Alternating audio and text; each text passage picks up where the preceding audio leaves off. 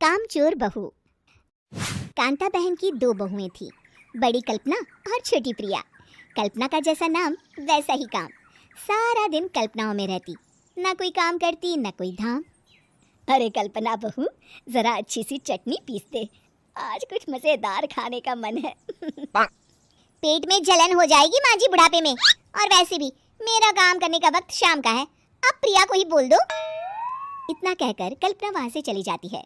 कांता कल्पना के ऐसे रवैये से काफी परेशान रहती हैं। मैं बना देती हूँ माँ चटनी, ऐसा बोलकर प्रिया माँ को चटनी बनाकर प्लेट में खाने को देती है कि तभी वहाँ कल्पना आ जाती है। अरे वाह चटनी, जरा चख कर तो देखो, बड़े दिन हो गए। अरे नहीं बहू, तू तो रहने ही दे चटनी खाना, पेट में जलन हो जाएगी। इतना कहकर कांता और प्रिया दोनों हंसने लगते हैं। कल्पना सारा दिन या तो मोबाइल में यूट्यूब देखती या फिर सोती रहती। उसका कमरा भी बिखरा और गंदा रहता।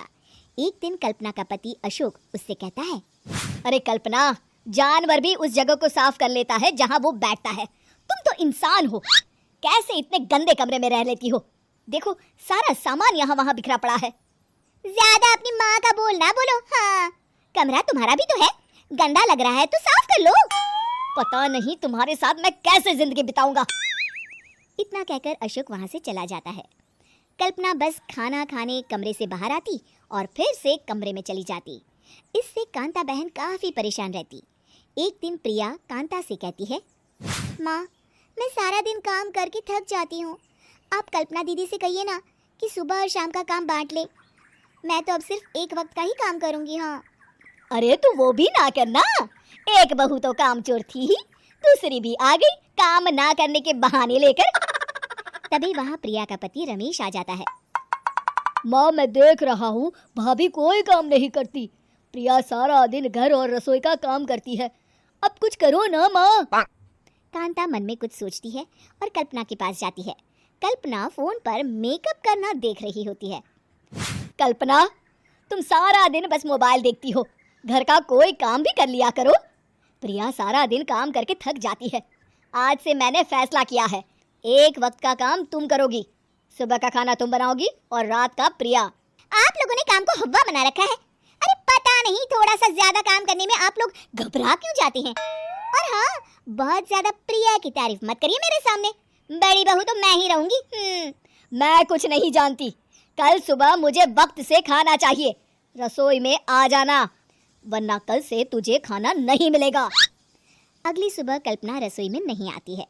वो देर से सोकर उठती है और बाहर आकर कहती है, अरे भूख लगी है, आज खाने में क्या है? इतनी देर हो गई, आज किसी ने मुझे उठाया भी नहीं, पता नहीं कहाँ है सब। कल्पना को घर में कोई नहीं दिखता। वो रसोई की तरफ जाती है जहाँ बड़ा सा ताला लगा होता है। अरे रसोई में ताला!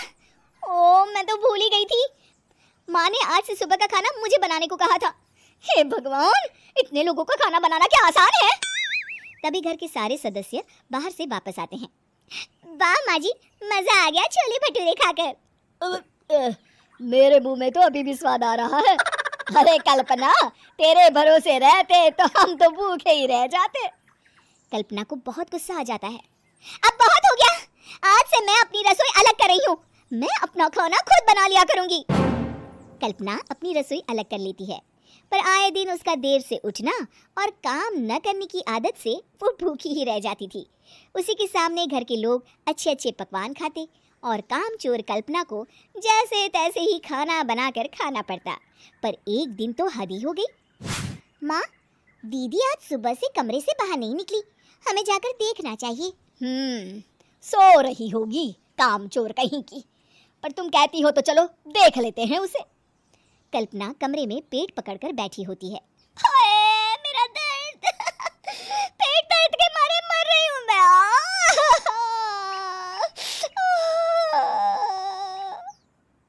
अरे दीदी क्या हुआ, पेट में दर्द क्यों हो रहा है? डॉक्टर को दिखाया आपने? माँ। कल्पना खड़ी होती है और माँ जी के पास आती है। मुझे माफ कर दीजिए, अब से मैं सारे काम में मदद करूंगी, कभी आलस और काम चोरी नहीं करूंगी। हाँ हाँ, वो तो ठीक है, लेकिन अचानक क्या हो गया जो तू काम करने को तैयार हो गई? कामचोर कल्पना। माँ, लगातार बासी और उल्टा पुल्टा खाना खाने के कारण मेरे पेट में इन्फेक्शन हो गया है। काम ना करना पड़े इसलिए मैं 2 दिन का खाना एक दिन ही बना लेती थी।